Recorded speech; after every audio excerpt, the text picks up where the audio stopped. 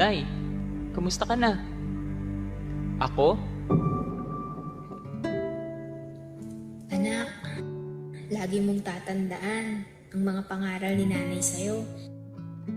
Saan ka man mapunta, piliin mong maging mabuting tao palagi.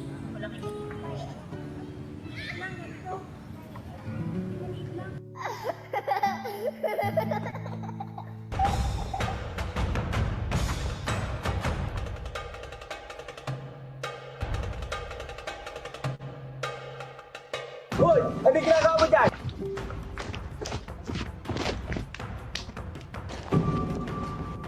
Hoy! Kumunti ka na ako mahuli ni Kuya Henry.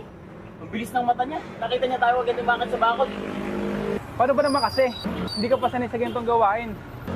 Hayaan mo, kung lagi ka sasama sa amin, mas mag-e-enjoy ka. Kaya nga, masaya pa na maging pasaway minsan. Di bali, nadalasan ko na pagsama sa inyong dalawa. Okay lang ba? Oo ba? Basta sa susunod, kaya mo naman, okay lang ba? Sumama ka ulit sa amin sa susunod at marami pa tayong bagay na gagawin na mas masaya. Oh, tara sa computer shop ni Makaloy. RG tayo. Tara, G! G! Bar! Push mo na bot, left ko top pa. Left ko top. Bawi tayo, bawi. Nice game, pre. Wala pala yung mga kalaro natin eh. Ano, susunod ulit? Sige pre, next time ulit. Una na ako. Sige, ingat.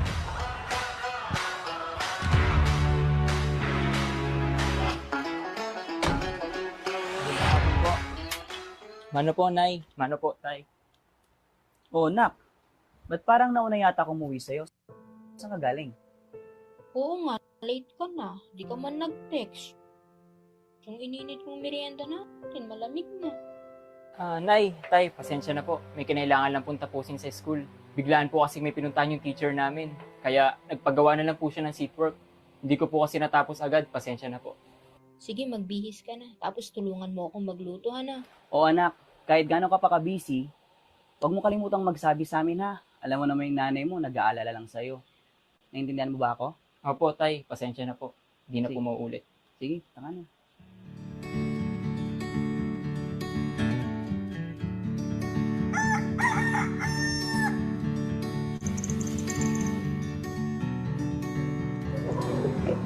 Oh, Sam! Ano nangyari sa quiz mo sa pregal kanina? Hindi ka ba nakapag-review?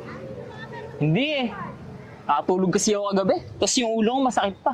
We, kita ko online sa ML kagabi ah. Hindi ka ba naglaro? Bakit? Hindi ba pwede mag-ML kapag masakit ang ulo?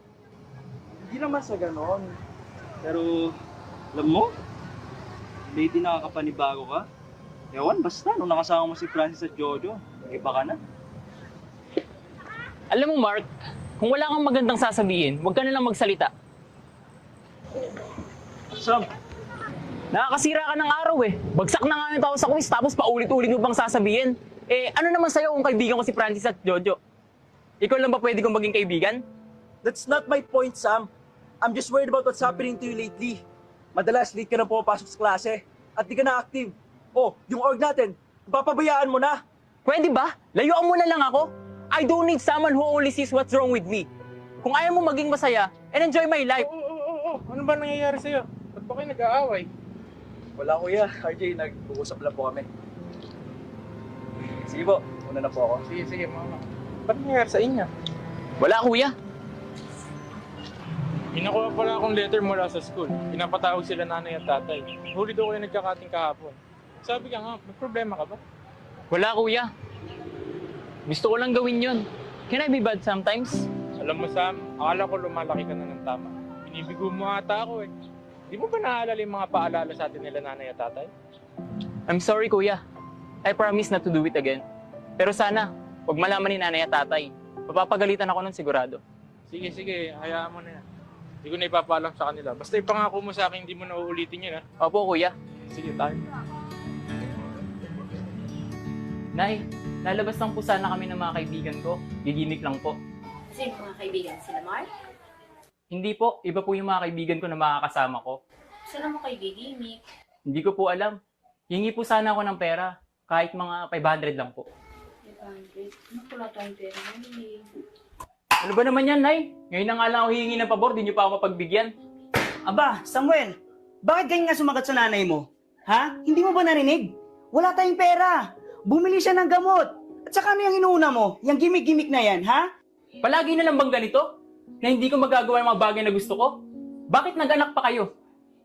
Aba, bastos ka! Hindi ka namin pinalaki ng nanay mo para bastusin kami ng ganyan, ha? Ano ba problema mo?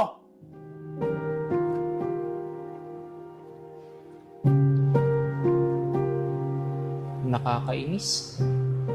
Lagi ko na lang bang iintindihin ang sitwasyon na mahirap lang kami. Kaliit na halaga hindi pa maibigay sa akin. Ngayon lang naman ako nakiusap ng ganun sa kanila. Uy, wallet. Hindi na kaya? Israel Rivas.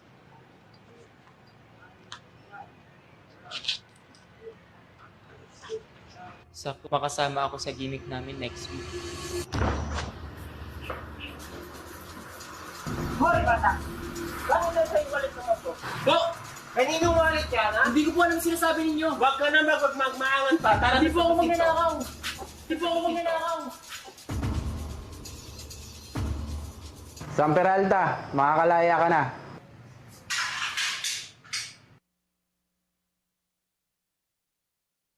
Ako? Mula ng araw na yun, ang dami kong natutuhan sa buhay. Sorry, Nay. Sorry po kung nasigawan ko po kayo nung araw na yun. Ano ba naman yan, Nay? Ngayon na nga lang ako hihingi ng pabor, di niyo pa ako pagbigyan.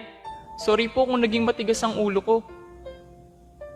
Hindi ko man lang inalala ang mga bagay na ituro niyo sa akin ng tatay.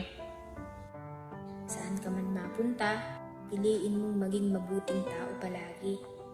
O anak, kahit gano'n ka pa ka-busy, huwag mo kalimutang magsabi sa amin, ha?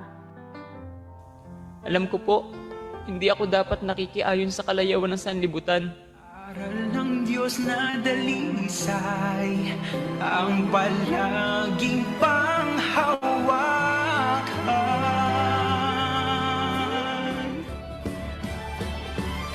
Na dapat mabuhay lamang ako sa kung anong meron ako.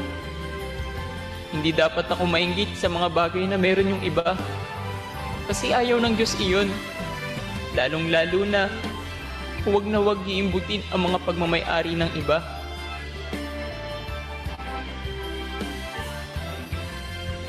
Lagi ko po yung tatandaan.